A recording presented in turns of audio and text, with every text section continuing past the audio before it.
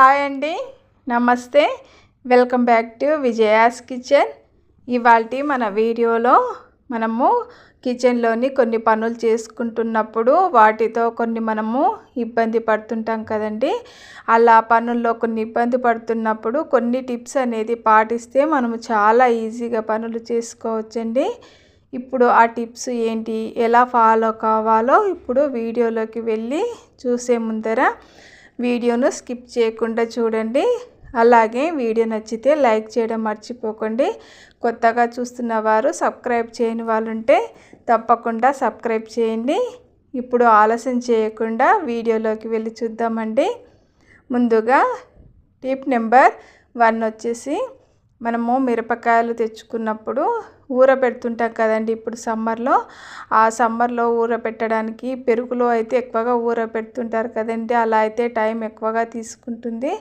అలా కాకుండా తక్కువ టైంలో మిరపకాయలు ఊరబెట్టాలంటే ఈ విధంగా మిరపకాయలని తీసుకొని ఈ విధంగా మధ్యలో కట్ చేసుకోవాలండి. ఇక్కడ జీలకర్ర, వాము, కొద్దిగా ఉప్పు వేసి మిక్సీ పట్టానండి పొడిని. ఈ జీలకర్ర, వాము వేసి పొడి చేసుకున్న ఈ పొడిని ఇప్పుడు ఈ మిరపకాయలు కట్ చేసుకున్నాం కదండి మధ్యలోకి ఈ విధంగా కట్ చేసుకున్న పచ్చిమిర్చిలోకి ఈ విధంగా పెట్టుకోవాలండి. అంతా పొడిని కూడా ఈ విధంగా పచ్చిమిర్చిలోకి ఈ విధంగా స్టఫ్ చేసుకోవాలన్నమాట. మనము పెరుగులో అయితే నానబెడితే ఈ విధంగా టైం పడుతుందండి.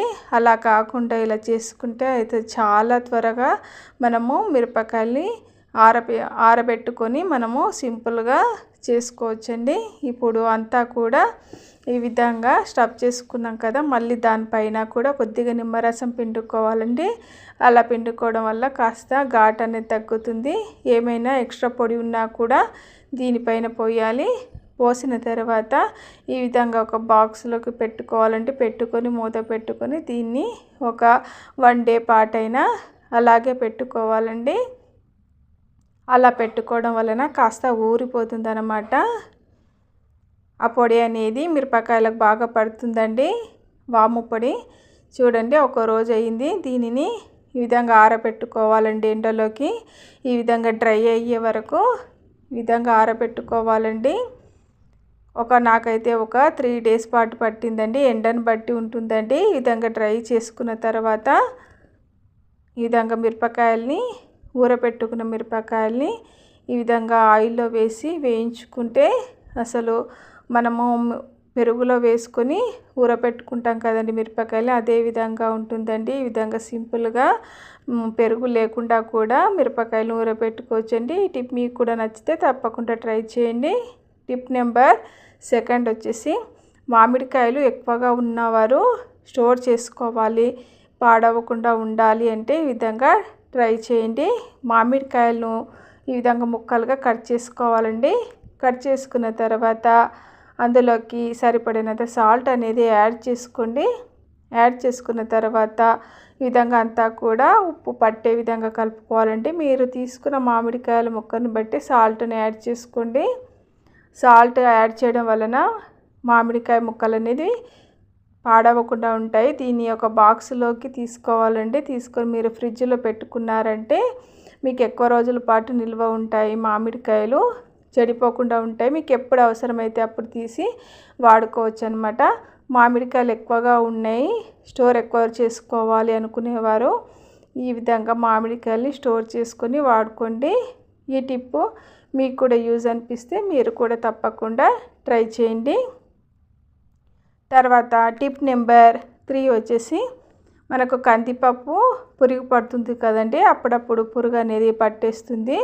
అలా కందిపప్పు పురుగు పట్టకుండా ఉండాలి అంటే ఈ విధంగా ఎండు కొబ్బరి ఉంటుంది కదండి. ఈ ఎండు కొబ్బరి ముక్కను ఈ విధంగా కందిపప్పులోకి పెట్టుకోవాలండి. పెట్టుకొని ఈ విధంగా పెట్టుకుంటే అసలు పప్పు అనేది పురుగు అనేది పట్టకుండా ఉంటుందండి. కందిపప్పే కానీ, పెసరపప్పే కానీ, మినపప్పే కానీ, ఏ పప్పులైనా సరేనండి, ఎండు కొబ్బరి ముక్కను ఈ విధంగా అందులో పెట్టారంటే ఎక్కువ రోజులు స్టోర్ ఉంటుందండి. తర్వాత టిప్ నెంబర్ 4 వచ్చేసి, ఇంట్లో బల్లులు ఎక్కువగా ఉన్నాయి, కిచెన్లో తిరుగుతున్నాయి, బాగా బల్లులతో ఇబ్బంది పడేవారు ఈ టిప్ను ట్రై చేయండి. ఈ విధంగా ఆనియన్ ముక్కలను ఒక 4-5 వెల్లుల్లి రెబ్బల్ని తీసుకోవాలండి. తీసుకొని ఆనియన్స్ వెల్లుల్లి రెబ్బలను మిక్సీలో వేసుకొని ఈ విధంగా గ్రైండ్ చేసుకోవాలండి. పేస్ట్లా చేసుకొని దీని ఒక బౌల్లోకి తీసేసుకోవాలి. ఈ విధంగా మిక్సీలో కొద్దిగా వాటర్ పోసుకొని అందులోకి పోసుకుంటున్నాను. తర్వాత ఇందులోకి 1 టేబుల్ స్పూన్ బేకింగ్ సోడాను యాడ్ చేస్తున్నానండి. అలాగే 1 టేబుల్ స్పూన్ పెప్పర్ పౌడర్ను కూడా వేయాలండి. ఈ విధంగా 2 వేసిన తర్వాత వీటిని ఇందులోకి అరచెక్క నిమ్మరసాన్ని పిండుకోవాలండి. నిమ్మరసాన్ని పిండుకున్న తర్వాత ఒకసారి అంతా బాగా కలుపుకోవాలి. అలాగే ఇందులోకి కొద్దిగా వాటర్ని కూడా యాడ్ చేసుకోవాలండి. ఈ విధంగా వాటర్ని యాడ్ చేసుకొని ఈ విధంగా అంతా కూడా కలుపుకోవాలండి. ఈ పెప్పర్కు కానీ నిమ్మరసానికి ఆ మిరియాల పొడి ఘాటుకు అనేది బల్లులు అనేది రావండి. ఆనియన్ ఫ్లేవర్కు ఆనియన్ వాసనకు అనేది బల్లులు అనేది రావు. ఈ విధంగా అంతా కలుపుకొని ఈ విధంగా జాలి పట్టుకోవాలండి. ఈ పిప్పి అంతా కూడా బయటకు ఉంటుంది కదా, ఇదంతా కూడా పారపోయాలండి. తర్వాత ఇప్పుడు ఈ వాటర్ని ఒక స్ప్రే బాటిల్లో పోసుకొని మీకు ఎక్కడ బల్లులు ఉన్నాయనిపిస్తే అక్కడ స్ప్రే చేసుకుంటే బల్లులు అనేది అసలు ఆ స్మెల్కి అనేది బల్లులు అనేది రావండి. మీకు కూడా ఈ టిప్ నచ్చినట్లయితే తప్పకుండా ట్రై చేయండి. తర్వాత టిప్ నెంబర్ 5 వచ్చేసి మీకు ఇంట్లో ఇప్పుడు ఎండాకాలం అయితే చీమల బాధ ఎక్కువగా ఉంటుంది కదండి అందరి ఇంట్లో నార్మల్గా.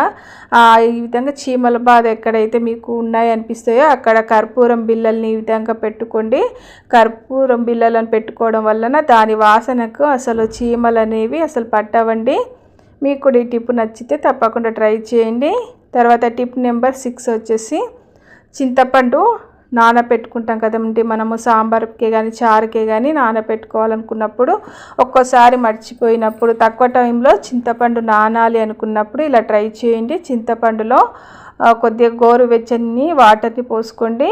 మరీ వేడి నీళ్ళు కాకుండా కొద్దిగా గోరువెచ్చని వాటర్ని పోసుకొని కొద్దిగా లావుపును వేసానండి. వేసిన తర్వాత దీన్ని మనము పిండుకున్నామంటే అసలు ఎక్కువసేపు నానిన చింతపండు లాగానే రసం అనేది చాలా బాగా వస్తుందండి.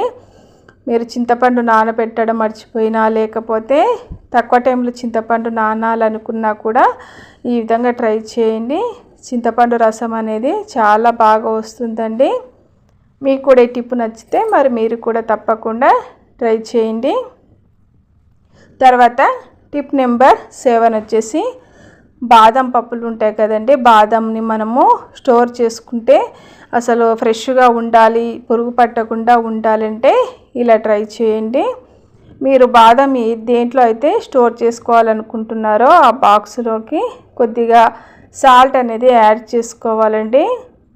ఈ విధంగా సన్నదైనా సరే అది లావు ఉప్పు అయినా సరేనండి, ఏదైనా సరే కొద్దిగా సాల్ట్ అనేది వేసిన తర్వాత టిష్యూ పేపర్ ఉంటాయి కదండి, ఆ టిష్యూ పేపర్ని ఈ విధంగా పరుచుకొని మీరు బాదంని వేసుకోవాలండి. అది ప్లాస్టిక్ డబ్బాలో అయినా సరేనండి, జారు డబ్బాలో అయినా సరే, దేంట్లో అయినా సరేనండి, స్టీల్ డబ్బాలో అయినా సరే, మీరు దేంట్లో అయితే స్టోర్ చేసుకోవాలనుకుంటున్నారో దాంట్లోకి ఈ విధంగా ట్రై చేయండి. ఈ విధంగా బాదంని వేసుకొని మీరు స్టోర్ చేసి పెట్టుకున్నారంటే అసలు మీకు ఎన్ని రోజులైనా బాదం పురుగు పట్టకుండా అసలు ఫ్రెష్గా ఉంటుందండి. మీరు ఫ్రిడ్జ్లో కూడా పెట్టుకోని అవసరం లేదు, బయట పెట్టినా సరే ఎక్కువ రోజులు బాదం అనేది ఫ్రెష్గా ఉంటాయండి. అసలు చీమలు అనేటివి కూడా పట్టవండి. మీకు కూడా మరి ఈ టిప్ నచ్చినట్లయితే మీరు కూడా మరి తప్పకుండా ఈ టిప్ను ట్రై చేయండి.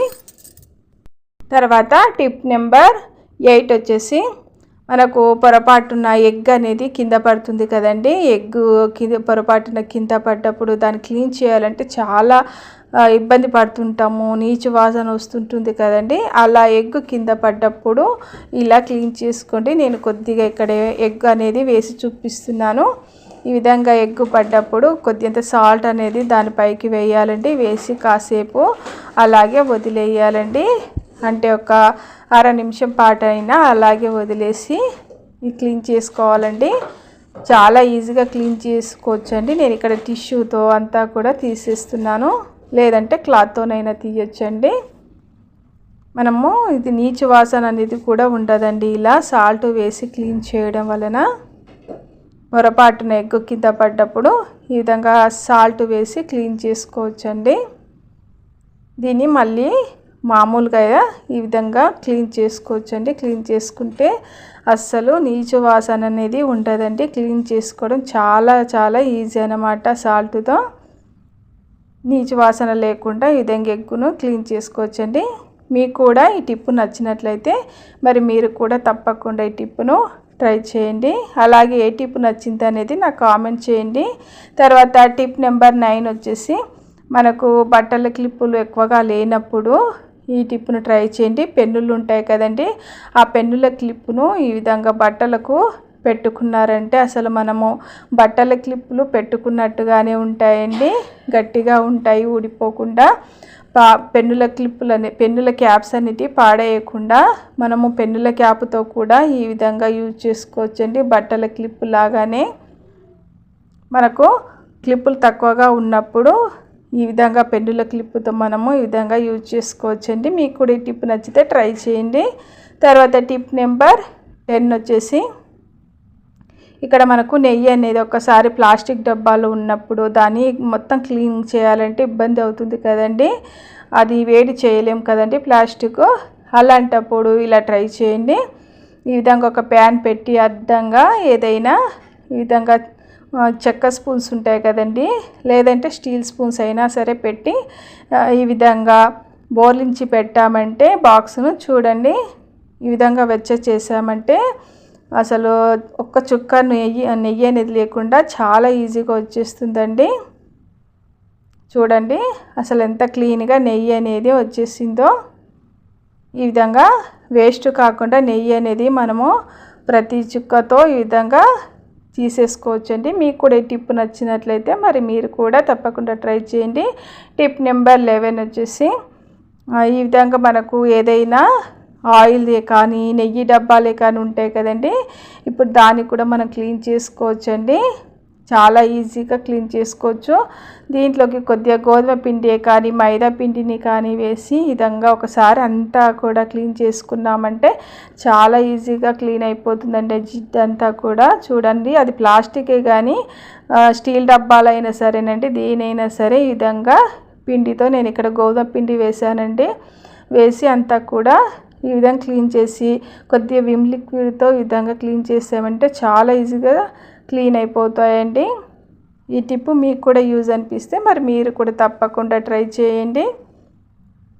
తర్వాత టిప్ నెంబర్ 12 వచ్చేసి ఇక్కడ గోకరకాయ ఉంటుంది కదండి, ఈ గోకరకాయను మనము తక్కువ టైంలో ఉన్నప్పుడు చాలా ఫాస్ట్గా కట్ చేసుకోవాలంటే ఇలా ట్రై చేయండి.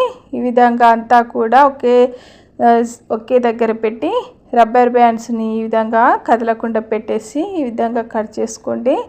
ఇది కట్ చేయాలంటే కూడా కాస్త టైం పడుతుంది కదండి, అలా టైం ఎక్కువ పట్టకుండా ఈ టిప్పుతో ఇలా కట్ చేసుకోవచ్చండి.